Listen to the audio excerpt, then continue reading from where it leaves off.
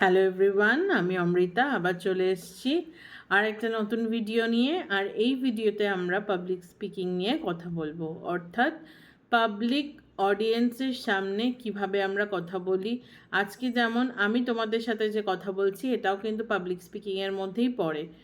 সুতরাং দেখে নিই আর কি কি আছে, which is art of communication. এটা কিন্তু একটা বিরাট আর্ট, যার মাধ্যমে আমরা, অর্থাৎ যে কোনো মানুষ আরেকজন মানুষের সাথে বা এক গ্রুপ অফ মানুষের সাথে কিন্তু কমিউনিকেট করে থাকে। আজকে ভিডিও থ্রু দিয়ে হোক বা কোনো স্টেজে দাঁড়িয়ে হোক, অডিয়েন্সের সামনে হোক, যেভাবেই হোক না কেন।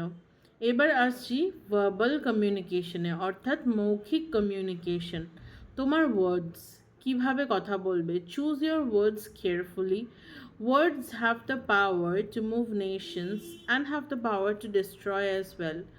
অর্থাৎ আজকে যে বড় বড় বক্তা, এই যে নরেন্দ্র মোদী প্রাইম মিনিস্টার, উনি যখন কথা বলেন, ওনার ভয়েসে কতখানি পাওয়ার আছে, কি ওয়ার্ডস উনি ইউজ করেন যখন উনি কথা বলেন, এগুলো খেয়াল করবে। ইয়োর ভোক্যাবুলারি, অর্থাৎ ইংলিশে তুমি বা বাংলাতে কি ভোক্যাবুলারি ইউজ করছো।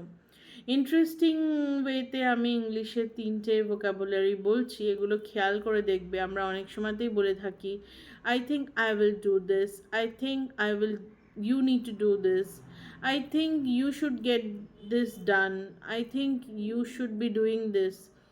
থিঙ্ক কথাটা বারবার না বলে তোমরা যদি বলো, I will consider, I consider this, I I will consider about it, এগুলো কিন্তু অনেক শুনতে সুন্দর লাগে, ভালো লাগে এবং অনেক বেশি ক্যাচি লাগে। তারপরের শব্দটা হচ্ছে সাজেস্ট। যেমন ধরো, তুমি যদি কখনো বলো যে, do you have any suggestions, কেমন লাগছে, বা would you say something, would you like to say something, or do you have anything to tell us, or do you have any suggestions, কোনটা ভালো লাগছে শুনতে। নিজেরাই তোমরা দেখবে যে সাজেস্ট দিয়ে যেটা কিন্তু বলা হচ্ছে, সেটা কিন্তু অনেক বেশি ভালো লাগছে। Presume instead of I guess. আমরা অনেক সময়তে অনেকের মুদ্রা দোষ হয়ে থাকে, ইংলিশে অনেকে হয়তো এরকম বলে যে, I guess you are going to finish this on time, সেটা না বলে I presume you are going to finish this on time. Presume কথাটা বলা কিন্তু অনেক বেশি অনেক বেশি কিন্তু মনোরম, বা অনেক বেশি ওটা বিউটিফুল লাগে শুনতে। আর একটা কথা বলবো যে পাবলিক স্পিকিং যখন করবে, যতটা চেষ্টা করবে অনেস্ট হতে, ইনক্লুসিভ হতে, অনেক বেশি সবাইকে নিয়ে যাতে কথা বলা যায় সেটা হতে। একটা ইম্পর্ট্যান্ট জিনিস পাবলিক স্পিকিংয়ের, সেটা হচ্ছে ইমোশনস, অর্থাৎ আমার হৃদয়ে, আমার ভেতরে কতটা কি ইমোশনস রয়েছে। আজকে আমি কতটা ইমোশনস দিয়ে তোমাদের সাথে কথা বলছি। আজকে আমার ইমোশন হতে পারে হয়তো খুব ভাইটাল কিছু একটা পার্ট, যেমন ধরো আজকে আমি হাসতে হাসতে কথা বলছি, আজকে আমি হয়তো কথা বলতে বলতে কেঁদে ফেললাম। এগুলো কিন্তু তোমাদের কাছে আমার ব্যাপারে ডিফারেন্ট ডিফারেন্ট মেসেজ পৌঁছবে। শুধু আমি যদি না, যে কেউ কথা বলুক, দেখবে অনেক সময় থাকে যে মানুষ কিন্তু কথা বলতে বলতে কেঁদে ফেলে। তার মানে এই নয় যে তারা উইক, তারা কিন্তু ভীষণ স্ট্রং, এবং তারা কিন্তু খুব ভালোভাবে ক্লিয়ারলি পরিষ্কার ওয়েতে কিন্তু তারা তাদের এক্সপ্রেশন বা ইমোশনটাকে কিন্তু ব্যক্ত করছে। এনাউন্সিয়েশন হচ্ছে সে অর প্রোনাউন্স ক্লিয়ারলি। যেমন কোনো কোম্পানির পলিসি যদি অ্যানাউন্স করা হয়, তো সেটা কিন্তু যথেষ্ট এনাউন্সিয়েট করেই কিন্তু তারা করে, কেন কি নইলে জিনিসটা ঘেটে যায়, তাই না?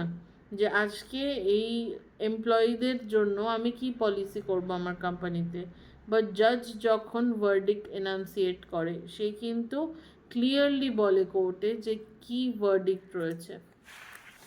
নেক্সট, এই বলতে বলতে আমরা এগিয়ে যাচ্ছি পরের পাতায় আমার নোটস খাতা থেকে, এবং নোটস খাতা থেকে পরের পাতায় গিয়ে আজকে দেখছি যে নন ভার্বাল কমিউনিকেশন বলতে একটুখানি আমরা কথা বলবো। যেমন ইয়োর হ্যান্ডস, অর্থাৎ আমার হাত কিভাবে ইউজ করছি।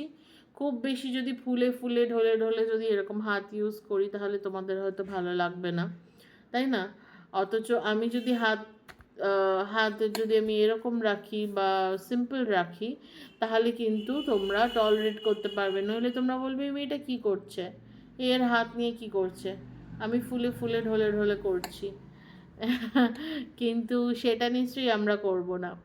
Your eyes windows of the soul, অর্থাৎ চোখ হচ্ছে, মুখ বলে দেয় মনের কথা, মুখ কিন্তু বলে দেয়, সত্যিই বলে দেয় মনের কথা।